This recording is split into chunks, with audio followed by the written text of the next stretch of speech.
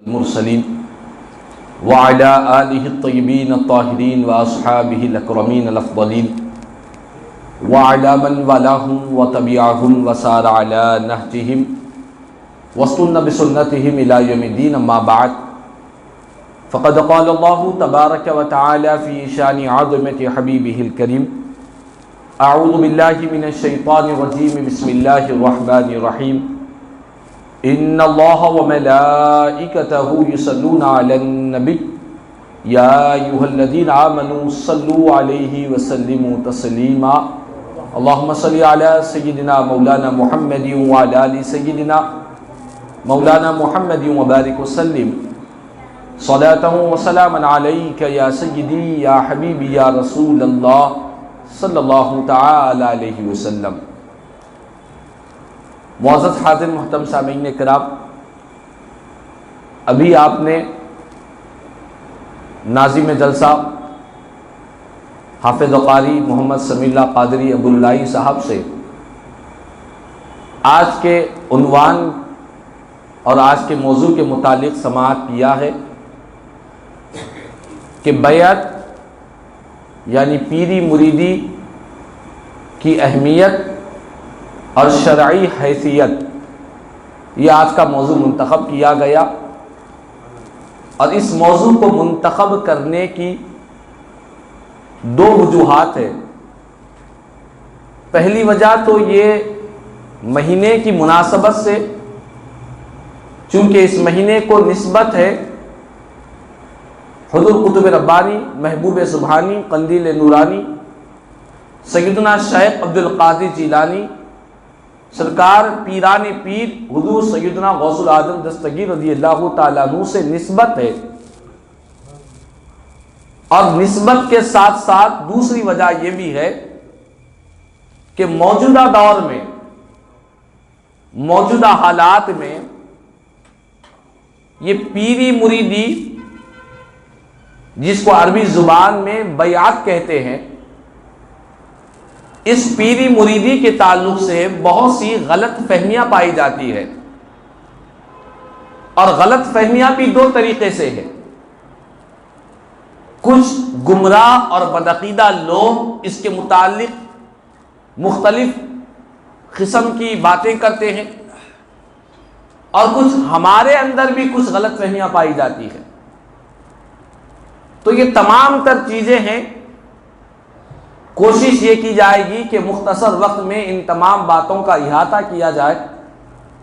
اگرچہ کہ بیعت کا جو موضوع ہے کافی طویل موضوع ہے، اس پر ایک نشست میں نہیں بلکہ کئی نشستوں میں اس پر گفتگو ہونی چاہیے. انشاءاللہ وقتاً فوقتاً اگر کچھ باتیں رہ گئی ہو تو آئندہ اجتماعات میں، آئندہ نشستوں میں بیعت کے حوالے سے، پیری مریدی کے حوالے سے اور مزید انشاءاللہ تعالی باتیں کی جائے گی. لیکن سب سے پہلی جو بات بیعت کے تعلق سے، پیری مریدی کے تعلق سے کہنا چاہتا ہوں، آپ ان چیزوں کو بغور سماعت بھی کریں، اپنے ذہن، دل و دماغ میں اسے محفوظ کریں. اور ہمارے معاشرے میں جو لوگ اس پیری مریدی کو ناجائز، بدعت، نعوذ باللہ من ذالک، نہ جانے کیا کیا کہتے ہیں، ان باتوں سے بھی ہمیں معلومات ہو جائے گی کہ ہم پیری مریدی بیعت کو کیا سمجھتے ہیں اور ہمیں اس کا ثبوت کیا ملتا ہے. تو سب سے پہلے سیدی محدث دکن حضرت سیدنا عبداللہ شاہ نقشبندی مجددی قادری رحمہ اللہ نے اپنی کتاب مواعظ حسنہ میں یہ بات بیان فرمائی کہ پیری مریدی یہ کوئی نئی چیز نہیں ہے. اس کو ہم اردو زبان میں، ہمارے لیے یہ لفظ نیا دکھ رہا ہے کہ یہ پیری مریدی کہاں سے آ گئی، لیکن حقیقت یہ ہے کہ یہ پیری مریدی دراصل نبی پاک علیہ الصلوۃ والسلام کے زمانہ مبارکہ سے ہے. اس پیری مریدی کو عربی زبان میں بیعت کہتے ہیں. عربی زبان میں اسے بیعت کہتے ہیں اور بعض لوگ اسے روانگی سے بیعت کہہ دیتے ہیں۔ بہرحال بیعت یا بیعت جو بھی کہے، یہ جو بیعت اور بیعت کرنا ہے یہ کئی صحابہ کرام رضوان اللہ تعالی علیہ مجمعین نے مختلف چیزوں سے، مختلف معاملات میں، مختلف امور میں صحابہ کرام نے نبی پاک علیہ السلام سے بیعت کی ہے۔ صحابہ کرام نے حضور سے بیعت کی ہے۔ اس کا ثبوت نہ صرف سیرت کی کتابوں سے بلکہ احادیث کریمہ میں بھی اس کا ثبوت ملتا ہے، اور قرآن مجید کی کئی آیتوں سے بیعت کرنے کا ثبوت ملا کرتا ہے۔ آج 4 آیتیں میں آج آپ کے گوشے گزار کروں گا۔ ان 4 آیتوں کا آپ ذہن میں رکھیں اور ان 4 آیتوں کو سمجھیں کہ یہ دراصل بیعت کیا ہے، اس کا ثبوت کیا ہے، اور قرآن و حدیث سے اس کا کیا ہمیں پتہ ملتا ہے۔ سب سے پہلی بات، سورہ بنی اسرائیل کی آیت 71 میں 71 آیت میں اللہ تبارک و تعالیٰ نے ارشاد فرمایا، یوم ندعو کل اناس بامامہم، فرمایا کہ قیامت کے دن ہم ہر ایک جماعت کو اس جماعت کے امام کے ساتھ اسے پکاریں گے۔ اس جماعت کے جو امام ہیں، امام کے ساتھ اس جماعت کو پکاریں گے۔ یہ قیامت کے دن ندا دی جائے گی۔ تو مفسرین کرام نے بیان فرمایا، اس آیت کی تشریح میں دیکھو، ہر انسان کو، ہر جماعت کو چاہیے کہ اپنا ایک امام بنائے، اور خوش نصیب ہے وہ لوگ جنہوں نے نیکوکاروں کو اپنا امام بنایا ہوا ہے، اللہ کے نیک بندوں کو اپنا امام بنایا ہوا ہے۔ اور مفسر مفتی احمد یار خان نعیمی رحمت اللہ تعالی علیہ فرماتے ہیں اس آیت کی تفسیر میں کہ اللہ کا شکر ہے، اس آیت سے 2 باتیں ثابت ہوتی ہے کہ ہم نے شریعت میں اپنا امام اعظم ابو حنیفہ رحمت اللہ تعالی علیہ کو بنایا ہے، اور طریقت میں ہم نے اپنے پیر کو اپنا امام بنایا ہے۔ اس سے 2 چیزیں ثابت ہوتی ہے، ایک شریعت کے امام کا بھی ثبوت ملتا ہے، طریقت کے امام کا بھی ثبوت ملتا ہے۔ تو شریعت کے امام بہت سے ہیں، ہر ایک کو چاہیے کہ اپنے ایک امام کو مقرر کر لے، اسی کی پیروی کیا کرے۔ طریقت میں بہت سے اولیاء اللہ ہے، ہر ایک بندے کو چاہیے کہ اولیاء اللہ میں سے کسی ایک کی غلامی کا پٹا اپنے گلے میں ڈال دے، کیونکہ اللہ تعالیٰ قرآن میں فرما رہا ہے کہ اس دن، قیامت کے دن، ہم ہر جماعت کو ان کے امام کے ساتھ پکاریں گے۔ تو خوش نصیب ہے ہم اہل سنت والجماعت، ہمارے اماموں میں غوث اعظم بھی ہے، ہمارے اماموں میں غریب نواز بھی ہے، ہمارے اماموں میں بندہ نواز بھی ہے، ہمارے اماموں میں اولیاء کرام کی بڑی جماعت ہے، ہمارے اماموں میں ائمہ کرام ہے، فقہا ہے، ہمارے اماموں میں اللہ کے نیک اور صالحین بندے ہیں۔ اور بد نصیب ہے وہ جنہوں نے اپنا امام دنیا داروں کو بنائے رکھا ہے، بد نصیب ہے وہ لوگ جنہوں نے اپنا رہبر گمراہوں کو اپنا رہبر بنائے ہوئے ہیں۔ ہم نے امام کا مطلب یہ ہے کہ جو امام ہوتا ہے وہ راستہ دکھانے والا ہوتا ہے، وہ رہبری کرنے والا ہوتا ہے۔ تو ہم اہل سنت والجماعت ہر کوئی اپنا ایک امام بنایا ہوا ہے، اور وہ امام کے ساتھ ہے، اور یہ جو امام ہیں یہ ان کا کام یہ ہے کہ خدا کے بندوں کو خدا کے راستے پر لائے، خدا کا قرب انہیں عطا فرمائے۔ یہی اماموں کا مقصد ہے اور کوئی دوسرا مقصد نہیں ہے۔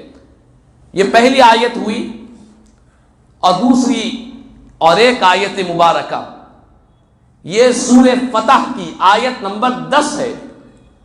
اللہ تبارک و تعالیٰ نے ارشاد فرمایا، ان الذین یبایعونک انما یبایعون اللہ ید اللہ فوق ایدیہم.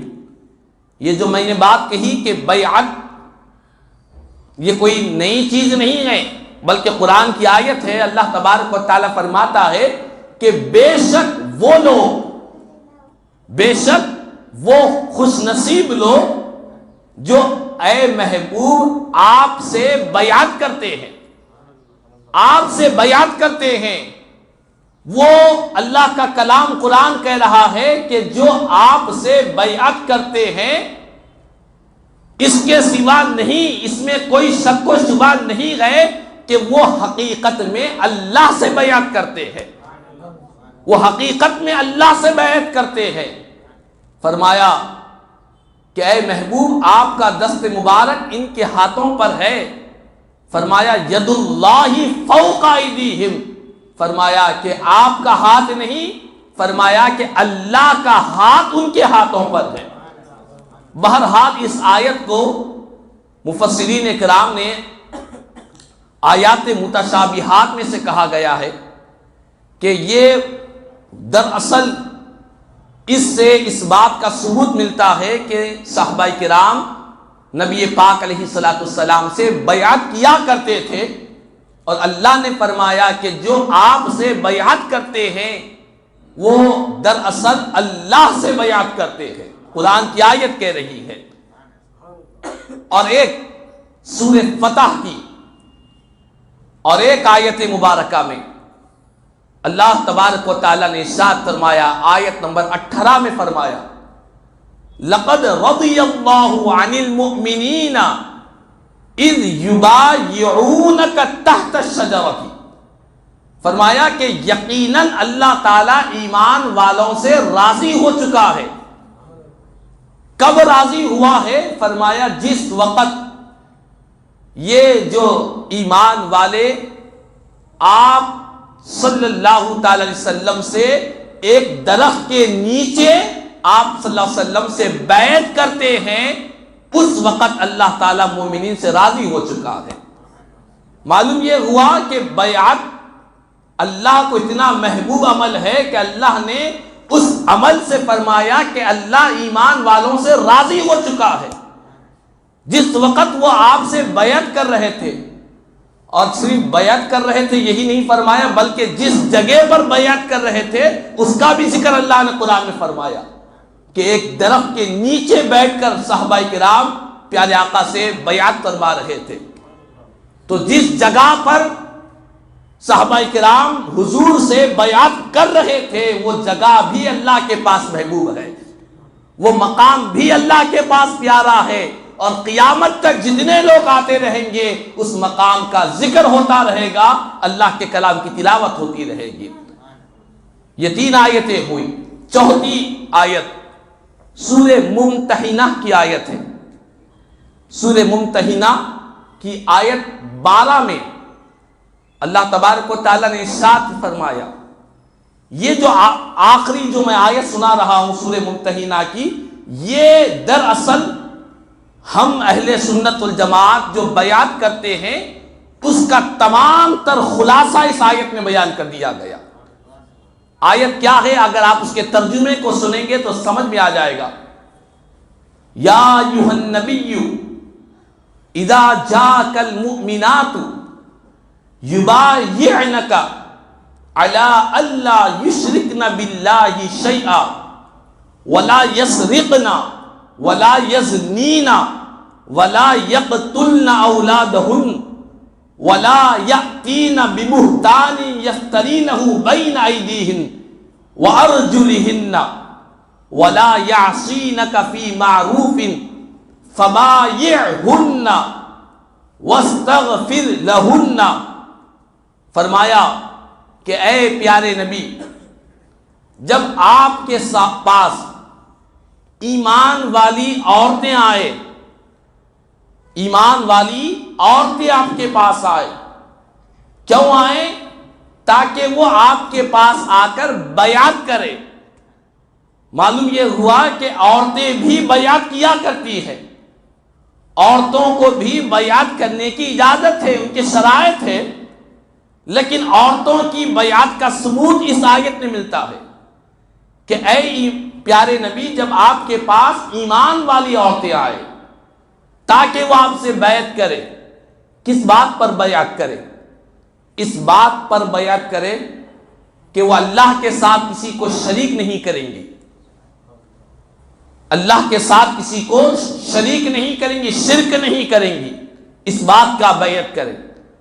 اس کے بعد فرمایا اور وہ چوری نہیں کریں گی، اس بات کا عہد کریں، اور وہ زنا نہیں کریں گی، اس بات کا عہد کریں، اور وہ اپنی اولاد کو قتل نہیں کریں گی، اور وہ کسی پر بدکاری کی تہمت نہیں لگائیں گی۔ جب ان چیزوں سے، گناہوں سے بچنے کی، نافرمانیوں سے اپنے آپ کو بچانے کی جب آپ سے یہ عورتیں بیعت کریں تو اے پیارے محبوب آپ ان سے بیعت فرما لیجئے، آپ ان کی بیعت کو قبول کر لیجئے، آپ ان کی اس بات پر راضی ہو جائیے اور ان کے لیے بخشش کی دعا کیجئے، بے شک اللہ تعالیٰ بخشنے والا بڑا مہربان ہے۔ تو ان آیتوں سے کیا معلوم ہوا؟ ان آیتوں سے ہمارے علماء نے بیان کیا، مفسرین کرام نے بیان کیا کہ یہ جو بیعت کا معاملہ ہے، دراصل بیعت کہتے ہیں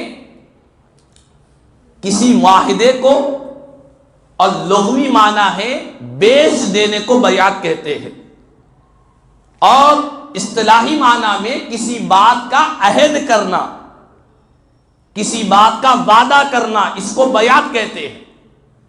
اور حضور کے زمانے مبارکہ میں صحابہ کرام سرکار کی بارگاہ میں بہت سی چیزوں کا عہد کیا کرتے تھے، بہت سی چیزوں پر بیعت کیا کرتے تھے۔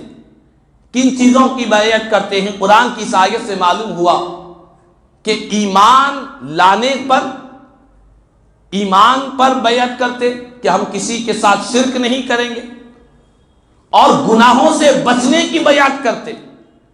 گناہوں سے کیا؟ چوری کرنا، زنا کرنا، اولاد کو قتل کرنا، ناحق کسی کی جان گنوا دینا، اور کسی پر بہتان لگا دینا، یہ جتنے کام ہیں یہ گناہوں کے کام ہیں۔ ان گناہوں نافرمانیوں کو چھوڑنے کا حضور کے دست مبارک پر عہد کیا کرتے تھے، اسی کو بیعت کہتے ہیں۔ اور آج جب ہم اہل سنت والجماعت کسی پیر کامل کے پاس جا کر مرید ہوتے ہیں تو مرید ہونے کا مقصد کیا ہوتا ہے؟ مرید ہونے کا کوئی اور مقصد نہیں ہوتا۔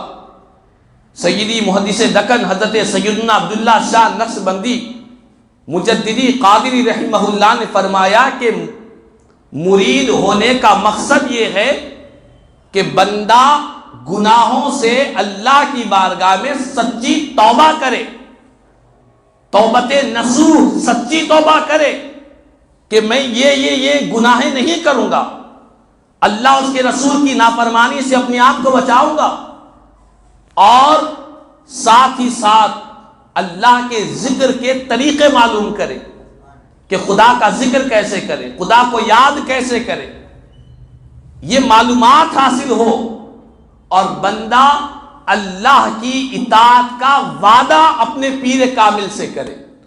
بس یہی اسی کا نام بیعت ہے، اور اس کا ثبوت ہمیں نبی پاک علیہ السلام کے زمانہ مبارکہ سے ملا کرتا ہے۔ حضور کے زمانے میں صحابہ کرام جہاد کے لیے بیعت کرتے کہ ہم آپ کے ساتھ رہیں گے، جہاد کریں گے۔ صرف جہاد پر ہی بیعت نہیں ہوتی تھی، بلکہ ترک معاصی، گناہوں کے ترک کرنے پر بھی بیعت کیا کرتے۔ آج کوئی پیر کامل کے پاس مرید صادق جاتا ہے تو پیر کامل حضور کے اسی اسوہ حسنہ کو اپنے سامنے رکھ کر مرید صادق سے کہتا ہے کہ تم چھوٹے بڑے تمام گناہوں سے توبہ کرے۔ پیر کا کام اپنے مرید کو گناہوں سے توبہ کروانا ہے، اور اپنے مرید کو اللہ اس کے رسول کی رضا اور خدا کے ذکر کے طریقے بتلانا ہے۔ بس اسی کا نام پیری مریدی ہے، جو عین نبی پاک علیہ السلام کے زمانے مبارکہ سے ثابت ہے، قرآن کی آیتوں سے ثابت ہے۔ تو پیری مریدی یہ لفظ ہمیں نظر نیا آتا ہے، لیکن الفاظ پر نہ جائے، اس کے مفہوم پر جائے، اس کی روح کو دیکھے۔ پیری مریدی کی اصل روح ہمیں قرآن کی آیتوں میں نظر آیا کرتی ہے کہ بندہ گناہوں سے سچی توبہ کر رہا ہے، گناہوں کے ترک کرنے کا وعدہ کر رہا ہے، اور یہی کچھ پیری مریدی میں ہوا کرتا ہے کہ بندہ گناہوں سے چھوڑنے کے لیے کہ وہ چوری نہیں کرے گا، ظلم نہیں کرے گا، بہتان نہیں باندھے گا، شرک نہیں کرے گا، کسی کو قتل نہیں کرے گا۔ یہ قرآن کی آیتیں کہہ رہی ہے کہ حضور کی بارگاہ میں ایمان والی عورتیں آتی اور ان تمام چیزوں کے گناہوں کے چھوڑنے پر سرکار کی بارگاہ میں عہد کیا کرتی تھی۔ بس اسی کا نام پیری مریدی ہے۔ اور ساتھ ہی ساتھ پیری مریدی کا جو مقصد ہونا چاہیے وہ آج ہمیں اس بات کی طرف توجہ ہونی چاہیے کہ پیری مریدی کا مقصد دنیاوی ترقی نہ ہو۔ آج ہمارے پاس جو پیری مریدی بیعت کا جو مقصد بنا ہوا ہے، مقصد دین میں ترقی ہو، آخرت میں ہمیں کامیابی ہو، یہ مقصد تو آخری میں رہا کرتا ہے۔ پہلا مقصد کیا ہوتا ہے؟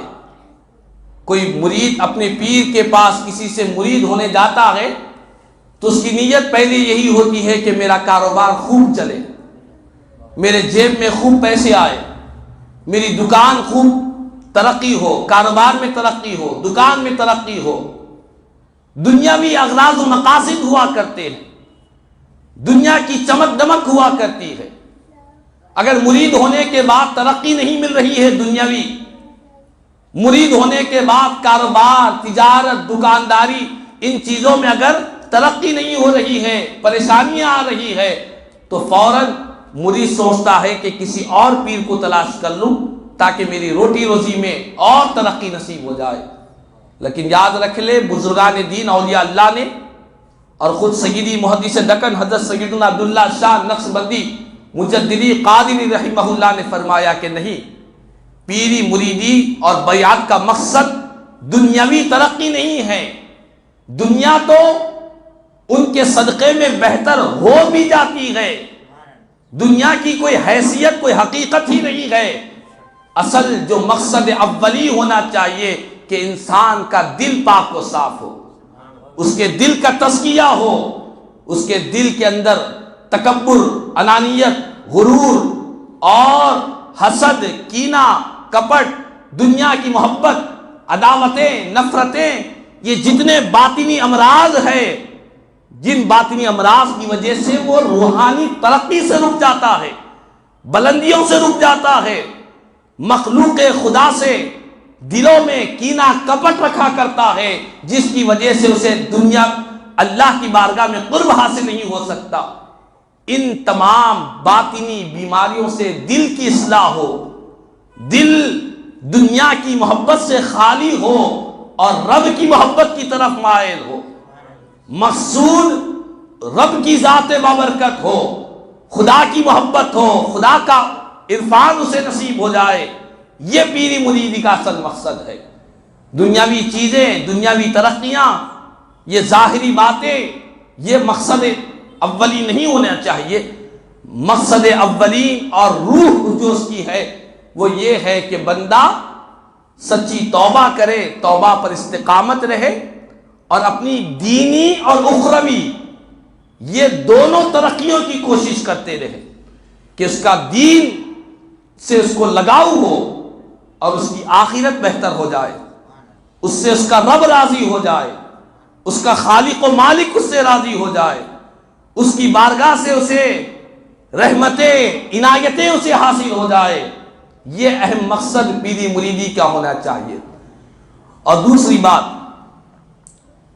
حدیث پاک میں صحابہ کرام رضوان اللہ تعالی علیہم اجمعین کو نبی پاک علیہ السلام نے ایک موقع پر ایک مجلس میں ارشاد فرمایا، اے میرے صحابہ آؤ، مجھ سے اس بات پر بیعت کرو، اس بات پر بیعت یعنی وعدہ کرو، عہد کرو کہ تم کبھی شرک نہیں کریں گے، زنا نہیں کریں گے، چوری نہیں کریں گے، ناحق کسی کا قتل نہیں کریں گے۔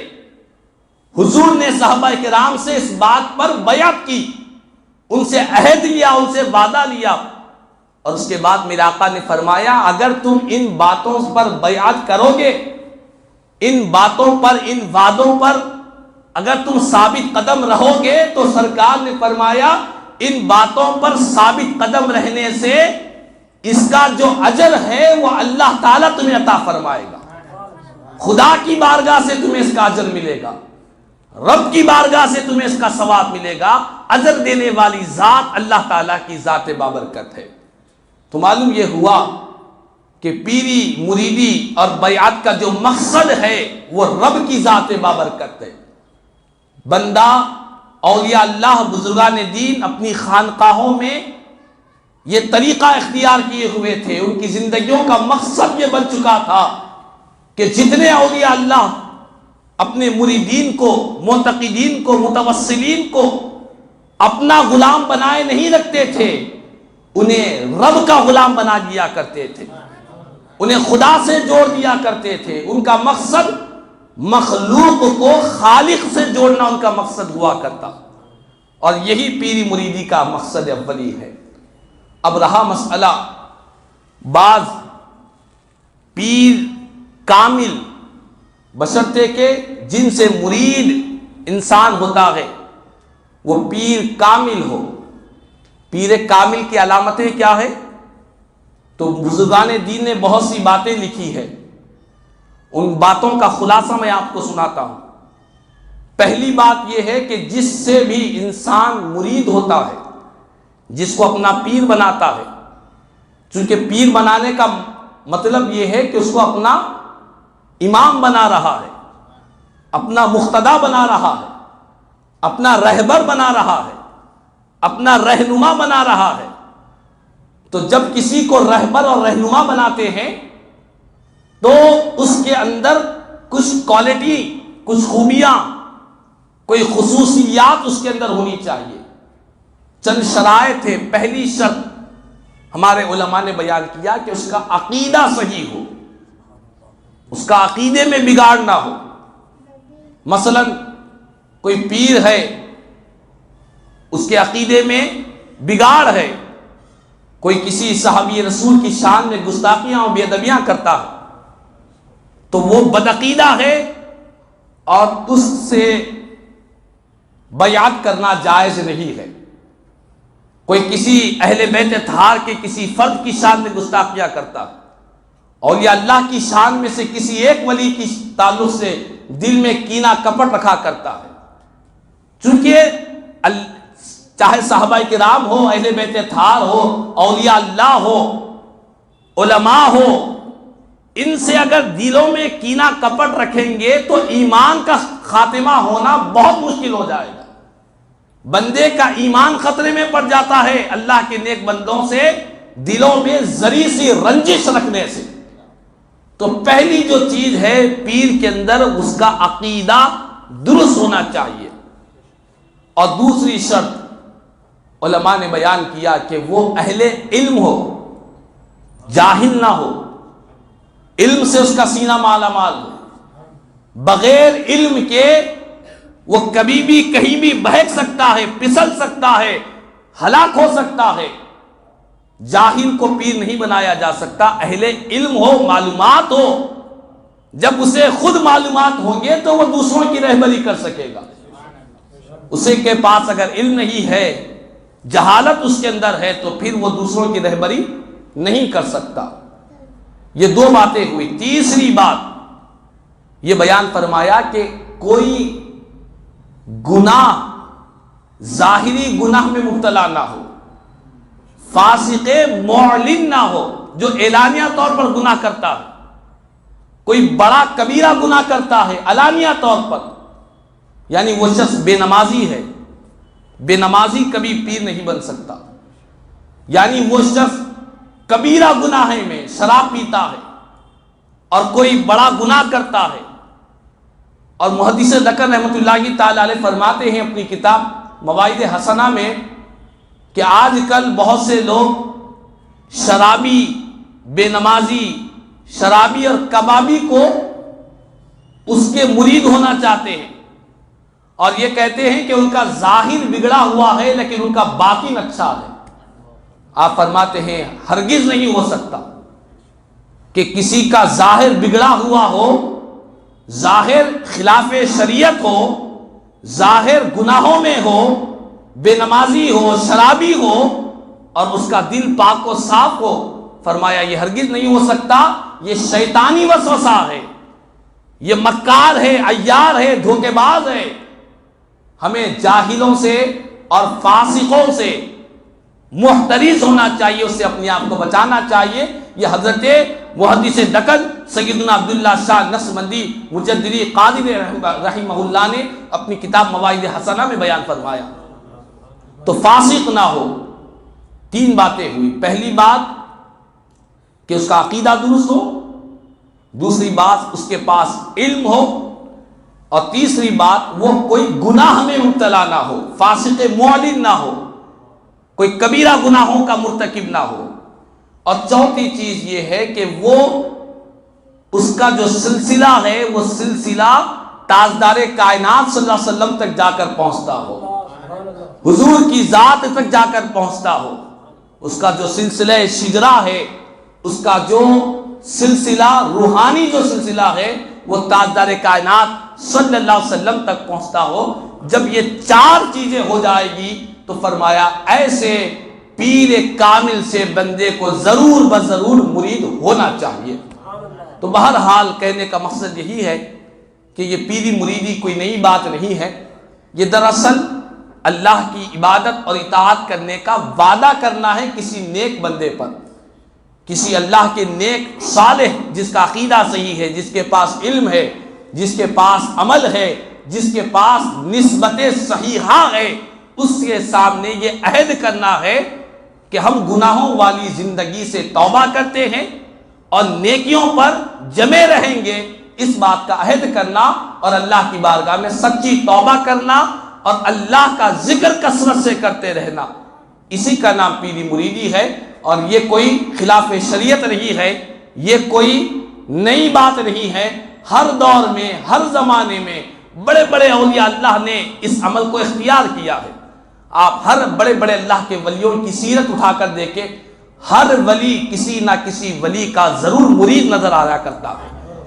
آپ سرکار پیران پیر غوث اعظم دستگیر رضی اللہ تعالیٰ کے سلسلے قادریہ کے بزرگوں کو دیکھیں، سلسلے چشتیہ کے بزرگوں کو دیکھیں، سلسلہ نقشبندیہ کے بزرگوں کو دیکھیں، سہروردیہ کے بزرگوں کو دیکھیں، جس سلسلے کے بزرگوں کو دیکھیں، ہر ایک نے اپنے اپنے دور کے کسی اللہ کے ولی، کسی مرد حق، کسی اللہ کے نیک بندے سے انہوں نے بیعت کی ہے، ان کی صحبت اختیار کی ہے۔ تو بہرحال یہ چند باتیں آپ کے گوشے گزار کی گئی، مزید اور باتیں انشاءاللہ کسی موقع پر بیان کی جائے گی۔ اللہ تبارک و تعالیٰ سے دعا ہے اللہ تبارک و تعالیٰ ہم تمام کو قرآن و حدیث کا صحیح فہم اللہ تعالیٰ ہم تمام کو نصیب فرمائے، اور پیری مریدی کا جو خصوصی فیضان ہے اللہ تعالیٰ وہ فیضان سے ہم تمام کو مالا مال فرمائے، اور بزرگان دین اولیاء اللہ سے عقیدت اور احترام اور ان کی محبتوں سے اللہ ہمارے سینوں کو مالا مال فرمائے۔ کہنے سننے سے زیادہ مجھے اور ہم تمام کو عمل کی توفیق عطا فرمائے۔ آمین ثم آمین۔ الحمد للہ رب العالمین وما علینا الا البلاغ المبین۔